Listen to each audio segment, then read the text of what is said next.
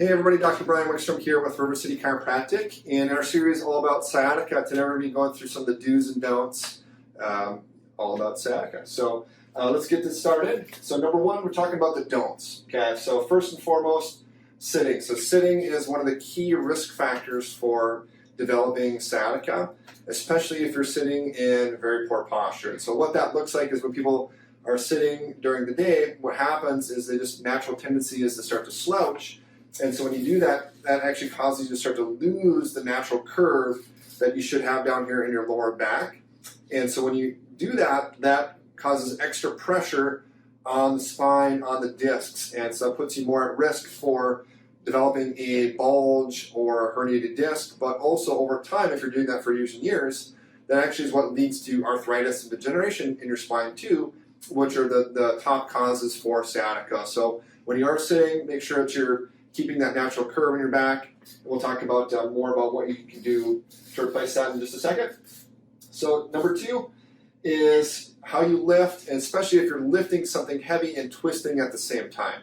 That puts a lot of pressure on the disc and is going to make you, again, more likely to bulge or herniate the disc in your lower back, which can often lead to the sciatica. So when you're lifting, make sure that you're obviously using your legs. We all know that. It's just doing it. But when you are also carrying something, if you need to put something over here, you want to make sure that you're turning your whole body. So keeping your spine and your core tight and turning your whole body rather than just twisting at your waist. And that's going to be very beneficial and helpful for your spine to make sure that you're not loading those discs too much. And then the third thing here with the don'ts is don't have poor sleep position. So most of the time we see people coming in with sciatica, find out that they're sleeping on their stomach or they're sleeping on their side, and they're rolling one of their legs over the other, and that causes a lot of torsion in your hips and pelvis, which is going to result in pain in your lower back and just your hips being off balance. And so then when you are standing, walking, doing these sorts of things, it's going to aggravate your lower back because that irritates the nerves coming off there, which is one of the key ones is your sciatic nerve. So these are the don'ts that you want to be avoiding as much as possible. The do's for sciatica is focusing on your core. So when I say core exercises, most of the time people think about crunches or doing sit-ups, and those aren't very good, especially if you're dealing with sciatica or some sort of disc-related problem, because when you're doing a sit-up, that actually does the thing that we're trying to avoid, which puts a lot of extra pressure on these discs here in your lower back, and can actually make the disc bulge even worse. So what you're better off doing is things that keep your spine in a neutral position, as well as strengthening the core and your back at the same time. So what I recommend are like planks, so front planks, side planks. Those are all really effective exercises for your core. And you can do different variations of that where you're going up and down, going from side to side. So the more angles and varieties, the better.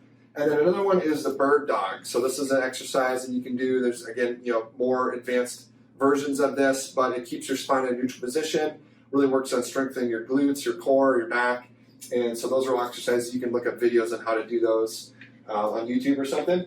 So second thing here is getting a standing desk. So as we talked about in other videos we've done in the past, that 50 to 70% of Americans are sitting for 6+ hours a day. And so sitting is another key thing that puts you more at risk for sciatica. And so getting a standing desk, especially having things like a anti-fatigue mat, you can get activity mats or things that help you just kind of keep able to move and shift your body around, and that takes that stress and load off the spine, and that can help to mitigate the sciatic issues.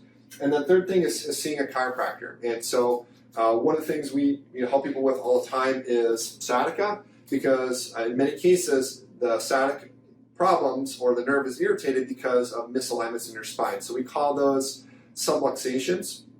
And so that's where the vertebrae get out of alignment just a little bit. And that can be from sitting wrong or how you sleep or lifting things improperly, getting into car accidents.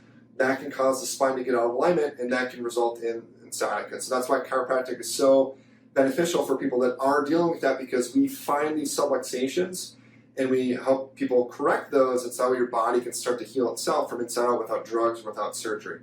And so if you're dealing with sciatica, if you haven't been to a chiropractor before, highly recommend that you do that. One of the key things to look for when you're finding one is that they do a thorough exam. Also, in our office, we do x-rays on most of our patients, so that way we're not just guessing what's going on and how to adjust you. We actually know how to do that properly, and we're also providing exercises and things to help you at home to really correct your posture and your spine so you can see more long-term changes. So I hope you enjoyed the video here today, and we'll look forward to sharing some more tips in our next videos.